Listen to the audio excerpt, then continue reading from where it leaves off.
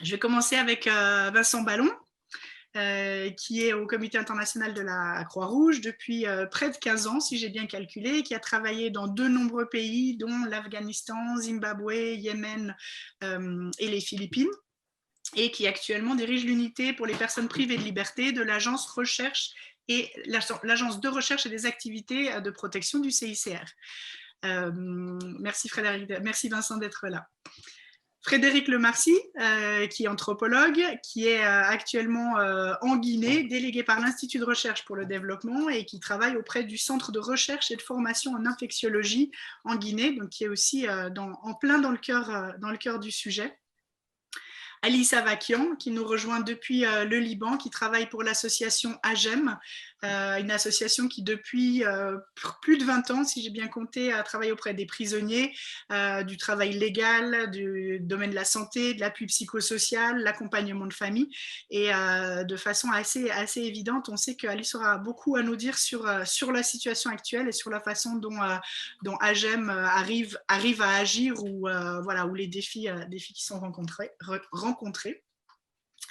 Et puis, notre cinquième intervenante, c'est Colline Constantin, qui fait partie de l'équipe de Prisa Insider, qui s'occupe avec le reste de l'équipe de la récolte des informations, de la mise en forme des informations, en particulier de l'approche comparative, et qui, avec tous les collègues, a beaucoup travaillé à ce fameux fil d'actualité coronavirus. Donc, il pourra aussi en dire un peu plus sur la dimension internationale, comment l'information se récolte, se trouve et à quoi est-ce qu'elle peut servir. Voilà, je vais tout de suite proposer à nos intervenants de nous en dire plus sur le sujet. Je vais peut-être commencer avec Vincent. Et ma question pour toi, Vincent, c'est depuis le début de la pandémie, les équipes du CICR ont bien entendu suivi la situation, entré en prison avant, ont peut-être réussi à continuer à entrer en prison, peut-être moins. Comment est-ce que vous avez évalué finalement la façon dont les défis se sont présentés? Est-ce que vous avez été surpris de ce que vous avez pu voir sur le terrain ou de la façon dont ça a évolué? Bonjour à tous, tout d'abord. Merci beaucoup Florence de l'invitation. Alors, je ne sais pas si tu veux que je commence à faire une petite présentation des 10 minutes ou si c'est juste une question. Non, vas-y, démarre Okay. la présentation. Je vais faire une présentation donc qui est un peu sur le Covid. Je vais essayer de charger ça. Voilà. Vous me dites si ça marche, si vous voyez la présentation. J'allais dire, est-ce qu'on a été surpris Oui, je crois que Covid a été une crise qui a surpris par sa soudaineté. Sa complexité, son caractère évolutif et son ampleur. Beaucoup de nos sociétés réagissent au début plus qu'elles ne gèrent sur la base des anticipations qu'elles ont pu faire. Et donc, on a quelque part, on a été surpris, mais d'un autre côté, on est relativement habitué aussi à avoir ce type de crise. Donc, j'ai fait une petite présentation sur ce qu'on a, sur un peu c'est un survol un peu haute altitude, mais pour fixer peut-être un peu le débat. Ce qui me semble intéressant aussi, je vais faire quelques remarques préliminaires, c'est aussi ce qu'on a pu voir depuis 10 mois, c'est-à-dire des parcours d'apprentissage individuels et collectifs où on a tous appris sur cette pandémie, y compris c'est valable aussi pour les autorités pénitentiaires. Donc, ce qu'on a vu dans la quasi-totalité des pays dans lesquels on travaille, c'est que les situations ont été complètement différentes et elles sont très contextuelles. Et ça, c'est aussi valable pour les lieux de détention. Et là, je tiens à souligner l'importance et l'utilité du travail que vous avez fait à Prison Insider, qui nous a aussi permis d'avoir ce qu'on appelle les secondary data, c'est-à-dire en plus de ce qu'on trouve sur le terrain, de voir assez rapidement ce que vous avez pu voir. Alors, on a pu voir certains pays qui étaient très affectés par Covid dans les populations générales, mais qui finalement l'étaient peu dans les prisons, comme par exemple l'Espagne ou l'Irlande. À l'inverse, on a pu voir des situations où en détention, la situation était beaucoup plus grave que dans la population générale, avec même des situations 10 fois plus graves dans les prisons qu'à l'extérieur. Et donc, du coup, une nouvelle fois, on se le dit à chaque fois qu'on a nos conférences, les chiffres et la réalité doivent être pris avec beaucoup de précautions parce ils révèlent des choses très, très différentes. Donc là, je vais vous parler de lieux de détention parce que c'est important aussi dans cette crise d'inclure la détention non pénitentiaire, tout ce qui était la détention des migrants, la détention police, militaire aussi, notamment dans des situations de conflit qu'ont dû gérer la pandémie. Pour nous, un point important, c'est de se souvenir que dans ces grandes crises, tout le monde est affecté, les détenus, les personnels, les visiteurs, les communautés avoisinantes. Et donc, tout ce qu'on fait comme évaluation et comme toutes les leçons qu'on essaie de tirer, c'est important de tenir compte de cette situation. Comme souligné par de nombreux observateurs, et puis là je lisais le site de Prison Insider ce matin, on voit qu'il y a eu finalement des points positifs dans la gestion de cette crise et des situations plus critiques. Donc je vais juste faire pendant quelques minutes un survol assez haut et très généralisant, mais juste pour qui permettra pendant les questions d'avoir une vue un peu plus spécifique. Voilà, donc ma deuxième slide, si ça marche. Est-ce que ça marche? Voilà. Donc cette crise de santé publique, elle a mis en valeur 3 points saillants des difficultés habituelles auxquelles font face les autorités détentrices. Le premier, c'est les relations avec les autorités de santé. Certes, Covid a sans nul doute été une crise des systèmes de santé, au sens où les éléments constitutifs des systèmes de santé ont été mis à mal. Le service de santé, le personnel, l'information, le financement, la gouvernance, les produits médicaux, vaccins et technologiques, ce qu'on appelle les building blocks dans la description de l'OMS. On a pu voir que la difficulté des autorités détentrices de reconnaître et de gérer leurs obligations en matière de soins de santé et de mettre la santé au centre des préoccupations. Ça s'est traduit notamment par toujours ce lien distendu entre les autorités détentrices et les services de santé, notamment ceux du ministère de la Santé. Et là, on a toujours deux cas, ceux où les services de santé sont gérés par les autorités détentrices, ministère de la Justice notamment, mais pas uniquement, ou alors sont gérés par le ministère de la Santé. Et on voit toujours que ce lien avec le ministère de la Santé, c'est crucial, notamment pour avoir des plans cohérents de prévention et de réponse et appliquer les mêmes protocoles, les mêmes normes et les mêmes standards. Et là, on l'a encore vu, cette crise, elle a encore démontré que c'était une réalité. On a pu donc voir parfois des conséquences assez délicates en matière d'insuffisance de fourniture d'équipements personnels de protection, de conseils techniques, de formation, de définition des parcours du patient ou d'accès aux tests. Et comme on le disait juste avant la conférence, on a vu que, hélas encore une fois, dans de nombreux contextes, il y a un manque de données épidémiologiques rapides et fiables pour pouvoir mettre en œuvre et monitorer les stratégies d'intervention.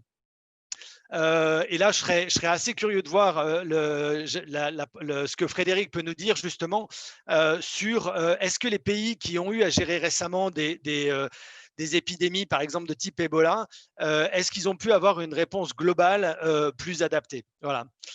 Pour passer à la coordination opérationnelle, j'en ferai encore appel à un anthropologue parce que je me demandais si finalement la représentation un peu faussement protectrice des murs aurait pu influencer au moins au début la perception que la prison avait scellé le virus à l'extérieur. Et on l'a vu dans la coordination opérationnelle avec les autorités. On a pu voir des difficultés entre les autorités détentrices d'une part et puis les autorités politiques et administratives nationales et locales d'autre part.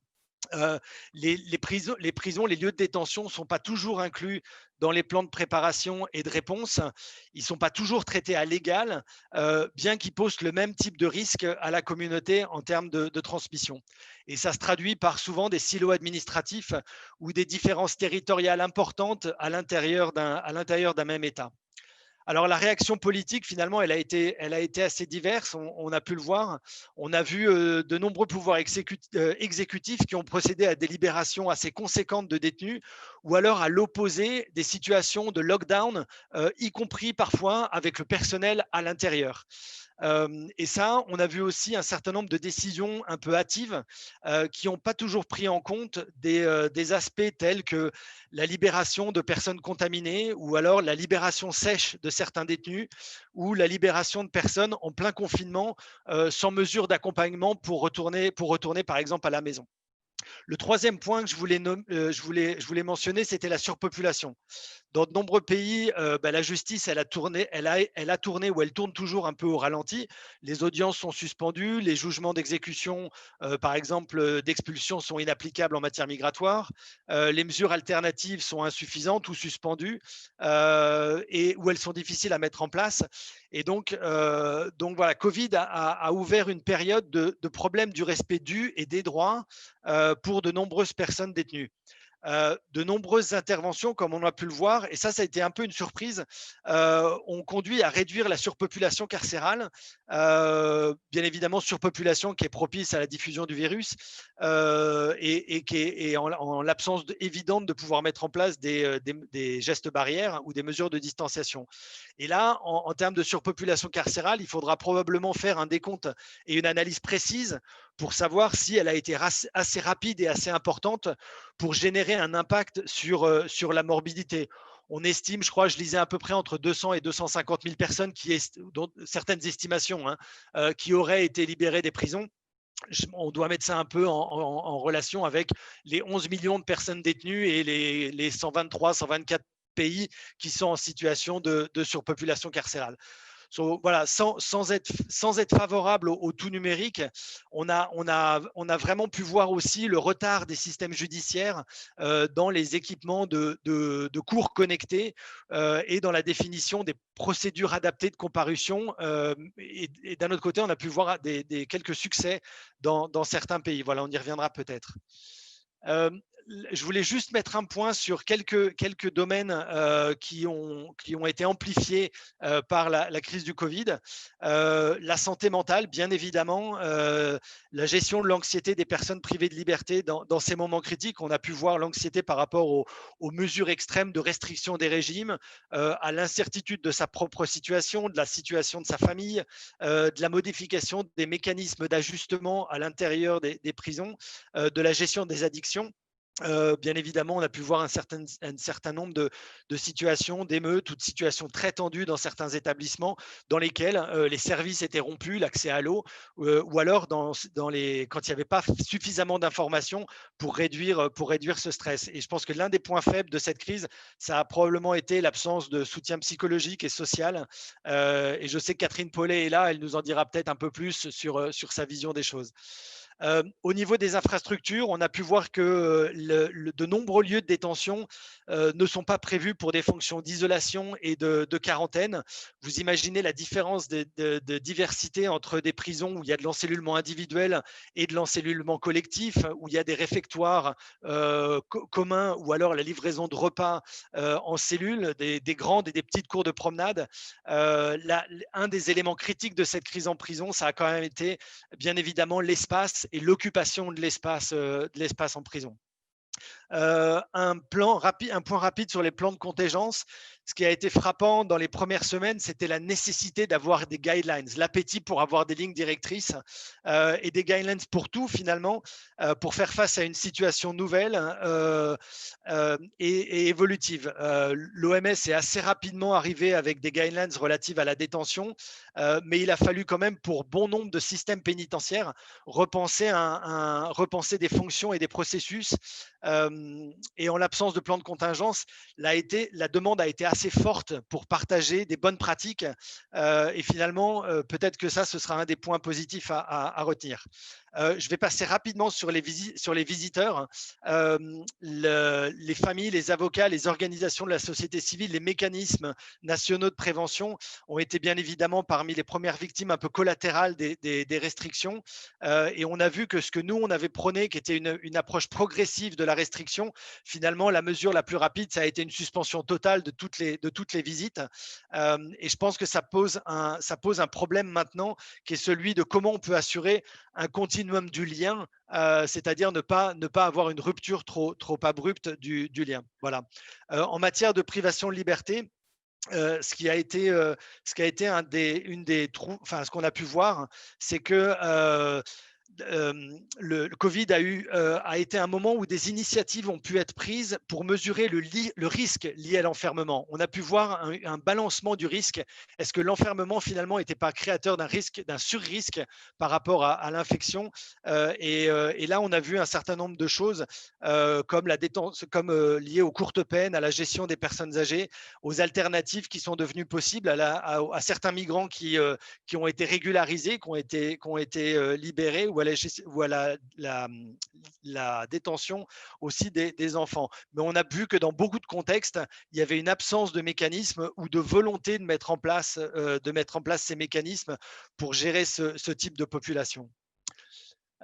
Voilà, là, je vous donne une des représentations systémiques qui se base un peu sur 4 sous-systèmes principaux que sont la sécurité, les conditions de détention, les activités sociales et la réintégration. Et souvent, souvent un processus de détention est ancré dans un des sous-systèmes. Et pour nous, ça a été une grille de lecture intéressante pour voir les conséquences que pouvait avoir un des manquements. Et j'en ai pris juste que quelques-uns en exemple. Par exemple, la gestion des personnels qui ont été affectés, qui ont été infectés ou qui ont été stigmatisés. On a pu voir que la gestion des absences a été compliquée et elle a eu des répercussions sur, par exemple, la réduction des accès à l'air libre ou l'arrêt de certaines activités en prison. Et là, on a pu voir une différence assez intéressante entre des prisons, par exemple, autogérées ou des prisons dans lesquelles l'autonomie des détenus est la norme. Et on a pu voir que l'impact était moindre en termes de conditions de détention. Un des points qu'on a pu voir aussi, c'est la gestion des nouveaux arrivants. Dans de nombreux contextes, l'examen médical à l'entrée, permettant un examen et une identification des possibles facteurs aggravants, est quasi inexistant, voire parfois insuffisant. Et ça, on a vu que ça pouvait rendre compliqué la gestion de la population carcérale et la gestion à l'intérieur d'une prison des cas possiblement contaminants. La gestion des visites de famille, bien évidemment, a été liée à des problèmes d'infrastructure, a été liée à des problèmes de staff ou à des problèmes d'absence de procédure pour gérer les visites de famille ou les visites de visiteurs. Et là, on a vu que la tendance, effectivement, comme on l'a vu avant, elle avait été à la suspension et non aux mesures progressives. Et là, on a pu voir les conséquences que ça avait dans certains pays sur la chaîne alimentaire, par exemple, ou sur la disponibilité des traitements médicaux quand ce sont les familles qui apportent la nourriture ou qui complémentent la nourriture ou qui apportent les médicaments. Voilà. Enfin, la mise en place des zones de quarantaine et d'isolement. On a vu par exemple dans certains contextes l'utilisation disproportionnée de mesures de contrainte physique par manque de personnel de surveillance dans les zones de quarantaine ou les zones d'isolement. Voilà, donc là c'est encore une fois des répercussions de ressources humaines, mais en matière d'isolement. Voilà, dernière slide. Je voulais juste noter ça pour avoir un peu une vision peut-être un peu optimiste, j'allais dire, dans cette ambiance. Qu'est-ce que sera le new normal? Et là, je voulais donner certains points qui ont été importants pour nous. Un des points saillants, ça a été la coopération entre les autorités, les administrations et notamment pénitentiaires. On a pu voir, par exemple, l'Association internationale des autorités pénitentiaires ou l'Association européenne ou asiatique. Et là, il y a eu des efforts vraiment intéressants en termes de partage de documents, de forums d'expérience, y compris du mentoring entre différentes autorités pénitentiaires. C'était pour nous une nouveauté dans cette importance-là, parce que ça a vraiment été très important. Le new normal aussi en matière de formation des personnels pénitentiaires. On a essayé à notre mesure de mettre en place des films digitaux qu'on a traduits en 13 ou 14 langues de façon à permettre la formation de personnel pénitentiaire. Et je crois que ça sera aussi un des futurs, probablement de la formation online beaucoup plus, parce qu'on a vu qu'elle était possible, y compris dans des zones à circuler de certains pays. En matière de digitalisation des services, bien évidemment, la digitalisation ne peut pas tout remplacer. Des visites de famille, ça doit être fait, j'allais dire in vivo, ça doit être fait en personne. Mais il est fort probable qu'une partie des services seront digitalisés en complément de l'existence de services autres. Et peut-être que Frédéric pourra nous dire aussi, en matière de télémédecine, par exemple, est-ce que Covid aura une importance dans l'accès global à la santé. Voilà. Deux points pour terminer. La participation des détenus, je pense que ça pourrait être intéressant et peut-être qu'Alice pourra nous en dire plus, mais on a vu vraiment des grands mouvements de participation à travers des ateliers de création de masques, des ateliers de fabrique de savon, de mise en place de renforcement de programmes de santé communautaire ou d'accès aux premiers secours. Et donc peut-être que ce sera aussi une nouvelle norme dans les prisons. Et pour terminer, je pense que ce qui nous a semblé aussi important, c'est que ce qui semblait être impossible avant Covid, et notamment en termes de décongestion des prisons, est soudainement devenu possible. On l'a vu par exemple, bien évidemment en France, mais dans d'autres pays. Et donc, est-ce qu'il y aura une nouvelle dynamique dans le futur pour considérer que voilà, on peut aller un peu plus loin que ce qu'on avait été avant ou ce que les autorités pénitentiaires étaient allées avant Covid. Voilà un peu les différents findings de ce qu'on a un peu. C'est assez large, mais je pense qu'on pourra revenir dans les questions sur ces sujets.